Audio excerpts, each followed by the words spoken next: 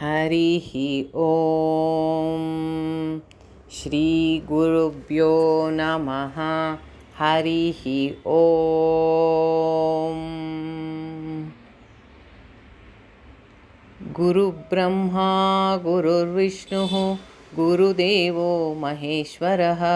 ಗುರು ಸಾಕ್ಷಾತ್ ಪರಬ್ರಹ್ಮ ತಸ್ಮೈ ಶ್ರೀ ಗುರವೇ ನಮಃ. ವಸುದೇವಸುತಂ ದೇವಂ ಕಂಸಚಾಣೂರಮರ್ದನಂ ದೇವಕೀ ಪರಮಾನಂದಂ ಕೃಷ್ಣಂ ವಂದೇ ಜಗದ್ಗುರುಂ. ಯಂ ಬ್ರಹ್ಮಾ ವರುಣೇಂದ್ರ ರುದ್ರಮರುತಃ ಸ್ತುನ್ವಂತಿ ದಿವ್ಯೈಸ್ತವೈಃ ವೇದೈಃ ಸಾಂಗಪದಕ್ರಮೋಪನಿಷದೈರ್ ಗಾಯಂತಿ ಯಂ ಸಾಮಗಾಃ. ಧ್ಯಾನಾವಸ್ಥಿತತದ್ಗತೇನ ಮನಸಾ ಪಶ್ಯಂತಿ ಯಂ ಯೋಗಿನೋ ಯಸ್ಯಾಂತಂ ನ ವಿದುಃ ಸುರಾಸುರಗಣಾ. ದೇವಾಯ ತಸ್ಮೈ ನಮಃ. ದೇವಾಯ ತಸ್ಮೈ ನಮಃ. ದೇವಾಯ ತಸ್ಮೈ ನಮಃ. ಓಂ ನಮೋ ಭಗವತೆ ವಾಸುದೇವಾಯ. ಓಂ ನಮೋ ಭಗವತೆ ವಾಸುದೇವಾಯ. ಓಂ ನಮೋ ಭಗವತೆ ವಾಸುದೇವಾಯ. ಹರೇ ಕೃಷ್ಣ. ಭಗವದ್ಗೀತೆಯ 8ನೇ ಅಧ್ಯಾಯ ಅಕ್ಷರ ಬ್ರಹ್ಮ ಯೋಗ. ಇದರ ಸಂಕ್ಷಿಪ್ತ ವಿವರಣೆ ಅಥವಾ ಸಾರಾಂಶವನ್ನು ನೋಡೋಣ. ಈ 8ನೇ ಅಧ್ಯಾಯ ಹೆಚ್ಚು ಜನಪ್ರಿಯತೆ ಪಡ್ಕೊಂಡಿಲ್ಲ. ಬೇರೆ ಅಧ್ಯಾಯಗಳು 3ನೇ ಅಧ್ಯಾಯ ಕರ್ಮಯೋಗ, ಭಕ್ತಿಯೋಗ 12ನೇದು, 15ನೇದು ಪುರುಷೋತ್ತಮ ಯೋಗ, ಇದೆಲ್ಲ ಬಹಳ ಜನಪ್ರಿಯವಾದ ಅಧ್ಯಾಯಗಳು. ಆದರೆ ಈ 8ನೇ ಅಧ್ಯಾಯ ಅಷ್ಟು ಜನಪ್ರಿಯತೆ ಪಡ್ಕೊಂಡಿಲ್ಲ, ಅನ್ಪಾಪ್ಯುಲರು. ಕಾರಣ ಏನು? ಈ 8ನೇ ಅಧ್ಯಾಯ ಅಷ್ಟು ಅನ್ಪಾಪ್ಯುಲರು ಅಥವಾ ಜನಪ್ರಿಯತೆ ಪಡ್ಕೊಳ್ದೇ ಇರೋದಕ್ಕೆ ಕಾರಣ ಏನು? ಈ ಅಧ್ಯಾಯ ಮುಖ್ಯವಾಗಿ ಒಂದು ವಿಷಯವನ್ನು ಚರ್ಚೆ ಮಾಡುತ್ತೆ. ಅದು ಸಾವು ಮತ್ತು ಸಾವಿನ ಸಮಯದಲ್ಲಿ ಹೇಗೆ ಇರಬೇಕು ಅನ್ನೋ ವಿಷಯವನ್ನು ಬಹಳ ಮುಖ್ಯವಾಗಿ ಪರಮಾತ್ಮ ಇಲ್ಲಿ ಚರ್ಚೆ ಮಾಡ್ತಾನೆ. ಸಾವಿನ ವಿಷಯ ಕೇಳೋಕ್ಕೆ ಯಾರಿಗೂ ಇಷ್ಟ ಇಲ್ಲ.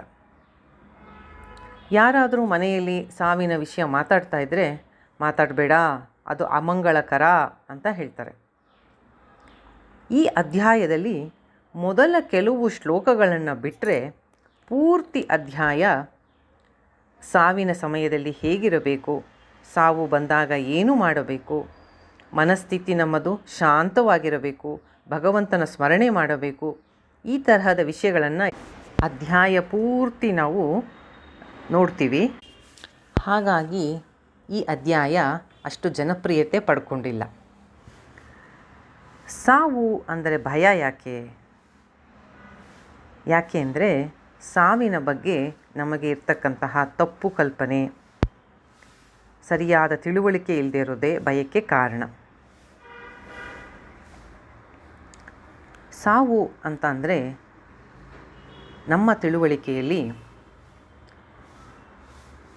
ದೇಹದ ನಾಶ ಆದರೆ ನನ್ನ ಅಸ್ತಿತ್ವ ಇರೋದಿಲ್ಲ ಮತ್ತು ನಾನು ಈ ಜೀವನದಲ್ಲಿ ಕಷ್ಟಪಟ್ಟು ಏನೇನು ನನ್ನದು ಅಂತ ಸಂಪಾದನೆ ಮಾಡಿ ಜೀವನವನ್ನು ಕಟ್ಕೊಂಡಿದ್ದೀನಿ, ಸಂಬಂಧಗಳಿರಬಹುದು, ನಾನು ಸಂಪಾದನೆ ಮಾಡಿದಂತಹ ಸಂಪತ್ತಿರಬಹುದು ಅಥವಾ ಕೀರ್ತಿ, ಎಲ್ಲವೂ ಸಾವಿನಲ್ಲಿ ಒಂದೇ ಸತಿ ಎಲ್ಲವೂ ನಾಶ ಆಗಿ ಹೋಗುತ್ತೆ.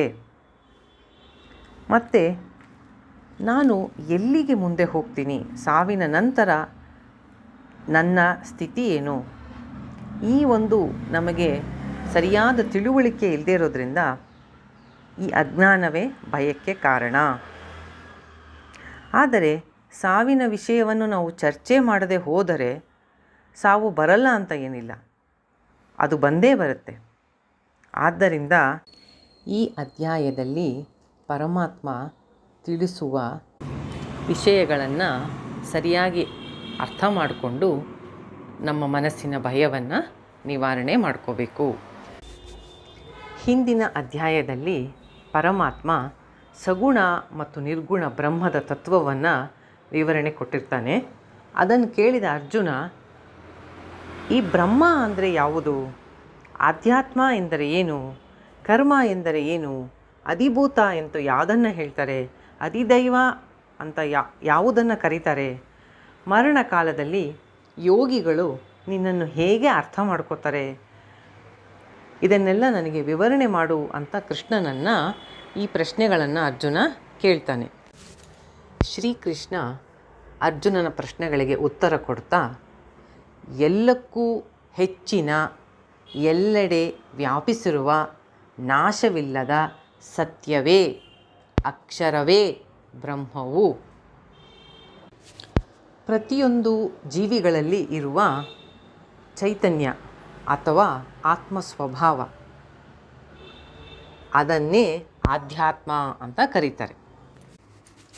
ಎಲ್ಲ ಜೀವಗಳ ಜನ್ಮಕ್ಕೆ ಅಥವಾ ಉತ್ಪತ್ತಿಗೆ ಕಾರಣವಾಗ್ತಾ ಇರತಕ್ಕಂತಹ ಎಲ್ಲ ಕ್ರಿಯೆಗಳನ್ನು ಕರ್ಮ ಅಂತ ಹೇಳ್ತಾರೆ. ಯಾವುದು ಹುಟ್ಟತ್ತೆ ಮತ್ತು ನಾಶವಾಗತ್ತೆ ಅಂತಹ ವಸ್ತುವನ್ನು ಅಧಿಭೂತ ಅಂತ ಹೇಳ್ತಾರೆ. ಅಧಿದೈವ ಅಂದರೆ ಎಲ್ಲ ಜೀವಿಗಳನ್ನು ಅನುಗ್ರಹಿಸುವ, ಪಾಲಿಸುವ ಹಿರಣ್ಯಗರ್ಭನಾದ ಪುರುಷನಿಗೆ ಅಧಿದೈವ ಅಂತ ಹೇಳ್ತಾರೆ. ವ್ಯಕ್ತಿ ಮಾಡ್ತಕ್ಕಂತಹ ಎಲ್ಲ ಕ್ರಿಯೆಗಳಿಗೆ ಅಭಿಮಾನಿ ದೇವತೆಯಾಗಿರುವ ಭಗವಂತನೇ ಅಧಿಯಜ್ಞ. ಇಲ್ಲಿಂದ ಅಧ್ಯಾಯದ ಅಂತ್ಯದವರೆಗೆ ಕೊನೆಯ ಪ್ರಶ್ನೆ ಅಂದರೆ ಸಾವಿನ ಸಮಯದಲ್ಲಿ ಭಗವಂತನನ್ನು ಹೇಗೆ ಸ್ಮರಣೆ ಮಾಡಬೇಕು ಎಂಬುದಕ್ಕೆ ಕೃಷ್ಣ ಇಲ್ಲಿ ವಿಸ್ತಾರವಾಗಿ ಉತ್ತರ ಕೊಡ್ತಾನೆ. ಸಾವಿನ ಸಮಯದಲ್ಲಿ ಯಾವ ಒಂದು ಚಿಂತನೆ ಪ್ರಾಬಲ್ಯ ಹೊಂದಿದೆ ಅದು ನಮ್ಮ ಮುಂದಿನ ಜನ್ಮವನ್ನು ನಿರ್ಧಾರ ಮಾಡುತ್ತೆ. ಅಂದರೆ ನಾವು ಯಾವ ವಿಷಯವನ್ನು ಪ್ರಮುಖವಾಗಿ ಮನಸ್ಸಿನಲ್ಲಿ ಚಿಂತನೆ ಮಾಡ್ತಾ ಇರ್ತೀವಿ ಸಾವಿನ ಸಮಯದಲ್ಲಿ, ಅದು ನಮ್ಮ ಮುಂದಿನ ಜನ್ಮವನ್ನು ನಿರ್ಧರಿಸುತ್ತೆ. ಆದ್ದರಿಂದ ಒಬ್ಬ ವ್ಯಕ್ತಿ ಮರಣ ಸಮಯದಲ್ಲಿ ಭಗವಂತನ ಸ್ಮರಣೆಯಲ್ಲಿದ್ದರೆ ನಿಸ್ಸಂದೇಹವಾಗಿ ಅವನು ಭಗವಂತನನ್ನು ಪಡಿತಾನೆ. ಅದನ್ನು ಇಲ್ಲಿ ಭಗವಂತ ಬಹಳ ಸುಂದರವಾಗಿ ಹೇಳ್ತಾನೆ. ಯಂ ಯಂ ವಾಪಿ ಸ್ಮರನ್ ಭಾವಂ ತ್ಯಜತ್ಯಂತೆ ಕಲೇವರಂ ತಂ ತಮೇವೈತಿ ಕೌಂತೆಯ ಸದಾ ತದ್ಭಾವ ಭಾವಿತಃ. ಯಾವ ಯಾವ ಭಾವದಲ್ಲಿದ್ದು ನಾವು ದೇಹವನ್ನು ತ್ಯಾಗ ಮಾಡ್ತೀವಿ ಅದೇ ತರಹದ ದೇಹಗಳು ನನಗೆ ಪ್ರಾಪ್ತವಾಗೋದ್ರಿಂದ ಸದಾ ನನ್ನ ಒಂದು ಸ್ಮರಣೆಯಲ್ಲಿ ಇರು, ನನ್ನನ್ನೇ ಪಡಿತೀಯಾ ಅಂತ ಇಲ್ಲಿ ತಿಳಿಸ್ತಾನೆ. ಸಗುಣ ಉಪಾಸಕರು ಅಥವಾ ಭಕ್ತರು ಮರಣ ಸಮಯದಲ್ಲಿ ಪರಮಾತ್ಮನ ಸ್ಮರಣೆ ಮಾಡ್ತಾ ಬ್ರಹ್ಮಲೋಕಕ್ಕೆ ಹೋಗ್ತಾರೆ. ಅವರು ಸೃಷ್ಟಿಕರ್ತ ಬ್ರಹ್ಮನಿಂದ ಜ್ಞಾನವನ್ನು ಪಡೆದು ಅದರ ಮೂಲಕ ಮುಕ್ತಿಗೆ ಅರ್ಹರಾಗ್ತಾರೆ. ಇದನ್ನು ಕ್ರಮಮುಕ್ತಿ ಅಂತ ಹೇಳ್ತಾರೆ. ನಮ್ಮ ಜೀವನ ಶೈಲಿ, ಜೀವಿತಾವಧಿಯಲ್ಲಿ ಪೋಷಣೆ ಮಾಡಿದ ವಿಚಾರಧಾರೆಗಳು, ಅದನ್ನು ಅವಲಂಬಿಸಿ ಸಾವಿನ ಸಮಯದಲ್ಲಿ ಆಲೋಚನೆಗಳು ನಮಗೆ ಉಂಟಾಗುತ್ತೆ. ಆದ್ದರಿಂದ ಕೃಷ್ಣ ಹೇಳ್ತಾನೆ, ಪರಮಾತ್ಮನನ್ನು ಸದಾ ಸ್ಮರಿಸಬೇಕು. ಅದರಿಂದ ನಮಗೆ ಸಾವಿನ ಸಮಯದಲ್ಲಿ ಸಹ ಅವನ ಸ್ಮರಣೆ ಉಂಟಾಗತ್ತೆ. ಇದು ಕಷ್ಟ, ಆದರೂ ನಿರಂತರ ಅಭ್ಯಾಸ ಮತ್ತು ಪ್ರಾಮಾಣಿಕವಾದ ಪ್ರಯತ್ನದಿಂದ ಇದರಲ್ಲಿ ನಾವು ಯಶಸ್ವಿಯಾಗಬಹುದು ಅಂತ ಪರಮಾತ್ಮ ತಿಳಿಸ್ತಾನೆ. ಮುಂದೆ ಮರಣ ಸಮಯದಲ್ಲಿ ಮಾಡ್ತಕ್ಕಂತಹ ಉಪಾಸನ ಕ್ರಮವನ್ನು ಶ್ರೀಕೃಷ್ಣ ವಿವರಿಸ್ತಾನೆ. ಜ್ಞಾನೇಂದ್ರಿಯ ಮತ್ತು ಕರ್ಮೇಂದ್ರಿಯಗಳನ್ನು ಅವುಗಳ ಚಟುವಟಿಕೆಗಳಿಂದ ನಿಯಂತ್ರಣ ಮಾಡಬೇಕು, ಅಂದರೆ ಒಳಗೆ ತಗೋಬೇಕು.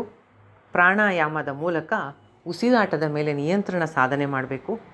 ಮನಸ್ಸನ್ನು ಅದರ ಮೂಲಕ್ಕೆ ಅಂದರೆ ಹೃದಯಕ್ಕೆ ಹಿಂತಿರುಗಿಸ್ಬೇಕು ಅಥವಾ ಹಿಡಿದಿಟ್ಕೋಬೇಕು. ಓಂ ಎಂಬ ಏಕಾಕ್ಷರದ ಬ್ರಹ್ಮವನ್ನು ಉಚ್ಚಾರಣೆ ಮಾಡ್ತಾ ನಮ್ಮ ಇಷ್ಟ ದೇವತೆಯ ಧ್ಯಾನವನ್ನು ಮಾಡಬೇಕು. ಅಂತಹವನು ಪರಮಗತಿಯನ್ನು ಪಡಿತಾನೆ ಅಂತ ಕೃಷ್ಣ ತಿಳಿಸ್ತಾನೆ. ಭಗವಂತ ಸರ್ವಜ್ಞ, ಶಾಶ್ವತ, ಅತ್ಯಂತ ಸೂಕ್ಷ್ಮ, ಸರ್ವಪಾಲಕ, ಸ್ವಯಂ ಪ್ರಕಾಶ ಮತ್ತು ಅಜ್ಞಾನದ ಆಚೆ ಇರ್ತಕ್ಕಂತಹವನು ಅಂತ ಚಿಂತನೆ ಮಾಡಬೇಕು. ಎಲ್ಲ ಧರ್ಮ ಗ್ರಂಥಗಳು ಅವನನ್ನೇ ಹೇಳ್ತಾ ಇರೋದು. ನಿತ್ಯ ಮುಕ್ತನಾದ ಯೋಗಿ ಅವನನ್ನು ತಲುಪ್ತಾನೆ. ಎಲ್ಲ ಸಾಧನೆಗಳು ನಾವು ಮಾಡೋದು ಅವನನ್ನು ಪಡ್ಕೊಳ್ಳೋಕ್ಕೆ. ನಾವು ಮಾಡ್ತಕ್ಕಂತಹ ಎಲ್ಲ ಉಪಾಸನೆಗಳ ಅಂತಿಮ ಗುರಿ ಭಗವಂತ. ಹೀಗೆ ಯಾರು ನಿಶ್ಚಲವಾದ ಮನಸ್ಸಿನಿಂದ ಭಕ್ತಿಯಿಂದ ಚಿಂತಿಸ್ತಾನೋ ಅವನು ಪರಮಗತಿಯನ್ನು ಪಡಿತಾನೆ. ಈ ರೀತಿ ಮೋಕ್ಷವನ್ನು ಪಡೆದ ಮಹಾತ್ಮ ದುಃಖ ಸಾಗರವೂ ಅನಿತ್ಯವೂ ಆಗಿರುವ ಸಂಸಾರಕ್ಕೆ ಹಿಂತಿರುಗಿ ಬರೋಲ್ಲ. ಅಂದರೆ ಅವನಿಗೆ ಪುನರ್ಜನ್ಮ ಇಲ್ಲ. ಶ್ರೀಕೃಷ್ಣ ನಮ್ಮ ಮುಂದೆ 2 ಆಯ್ಕೆಗಳನ್ನ ಇಡ್ತಾನೆ. ಒಂದು ಪರಮಾತ್ಮ, ಇನ್ನೊಂದು ಈ ಜಗತ್ತು. ಜಗತ್ತು ನಮ್ಮ ಆಯ್ಕೆ ಅಂತ ಆದರೆ ಎಂತಹದೇ ಉತ್ತಮವಾದ ಮೇಲಿನ ಲೋಕಗಳನ್ನ ನಾವು ಪಡೆದರೂ ಜನನ ಮರಣ ಚಕ್ರದಿಂದ ಯಾರೂ ನಮ್ಮನ್ನು ರಕ್ಷಣೆ ಮಾಡೋಕ್ಕಾಗಲ್ಲ. ಯಾವುದೇ ಉತ್ತಮ ಲೋಕಕ್ಕೆ ಹೋದರೂ ಜನನ ಮರಣ ಚಕ್ರ ಅದನ್ನು ಸಂಸಾರ ಚಕ್ರದಿಂದ ಬಿಡುಗಡೆ ಕೊಡ್ಸೋಕ್ಕೆ ಆಗಲ್ಲ. ತುಂಬ ದೀರ್ಘಾವಧಿ ಜೀವನ ಅಂದರೆ ಸೃಷ್ಟಿಕರ್ತ ಬ್ರಹ್ಮನದು. ಅವನು ಸಹ ಈ ಪರಿಮಿತಿ ಅಂದರೆ ಈ ಲಿಮಿಟೇಷನ್ನು ಇಂದ ಅವನು ಸಹ ಮುಕ್ತನಾಗಿಲ್ಲ. ಬ್ರಹ್ಮ ಅನ್ನೋದು ಒಂದು ಪದವಿ. ಅದಕ್ಕೆ ಒಂದು ಪ್ರಾರಂಭ ಅಥವಾ ಬಿಗಿನಿಂಗು ಮತ್ತು ಕೊನೆ ಎಂಡು ಇದ್ದೇ ಇದೆ. ಹಾಗಿದ್ದಾಗ ಸಾಮಾನ್ಯ ಜೀವಿಗಳಾದ ನಮ್ಮ ಪಾಡೇನು?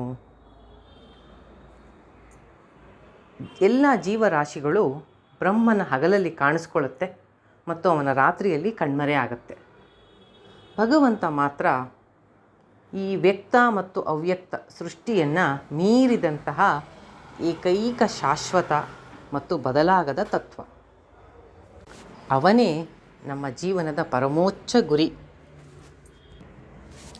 ಸಮಸ್ತ ಜೀವಿಗಳು, ಲೋಕಗಳು ಅವನಲ್ಲಿದೆ ಮತ್ತು ಎಲ್ಲವೂ ಅವನಿಂದ ವ್ಯಾಪಿಸಲ್ಪಟ್ಟಿದೆ.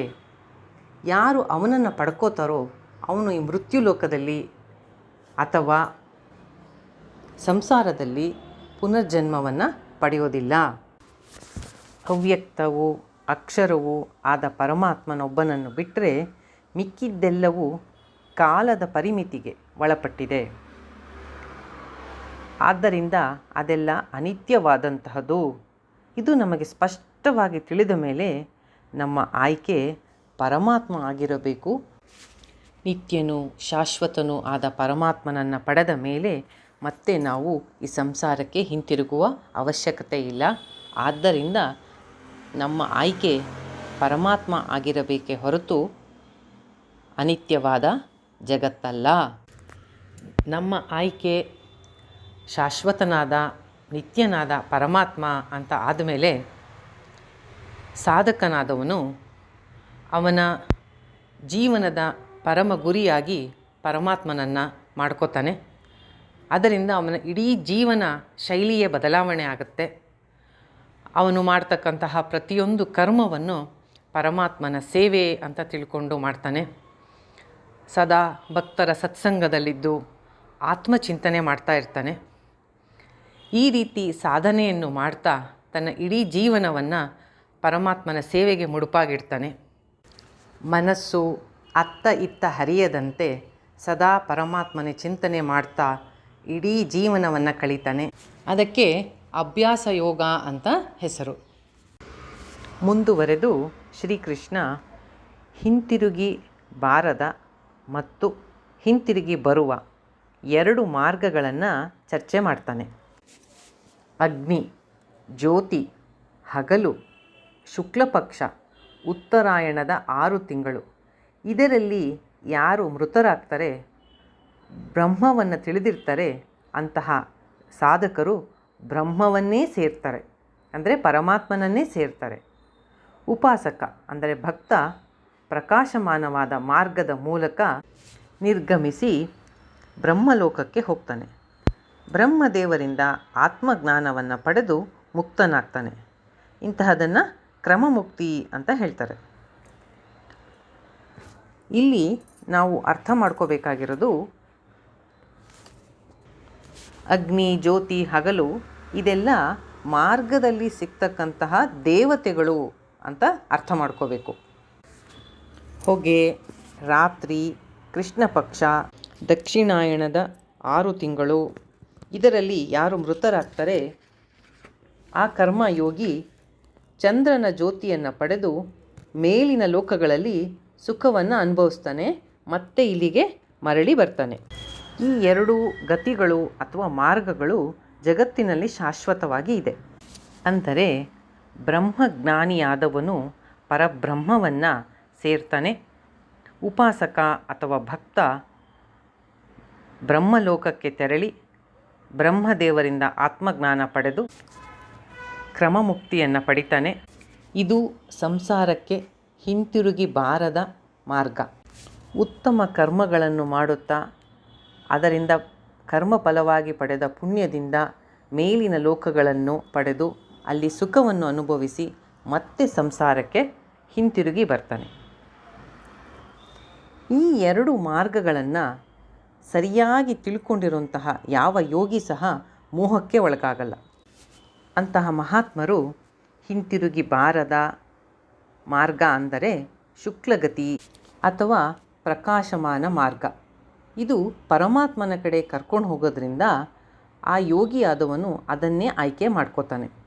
ಈ ರೀತಿ ಆಯ್ಕೆ ಮಾಡೋದಕ್ಕೆ ಮತ್ತು ಆ ದಾರಿಯಲ್ಲಿ ನಡೆಯೋದಕ್ಕೆ ಭಕ್ತಿಯ ಅವಶ್ಯಕತೆ ತುಂಬ ಇದೆ. ಆದ್ದರಿಂದ ಶ್ರೀಕೃಷ್ಣ ಅರ್ಜುನನಿಗೆ ಭಕ್ತನಾಗು ಅಂತ ಉಪದೇಶ ಮಾಡ್ತಾನೆ.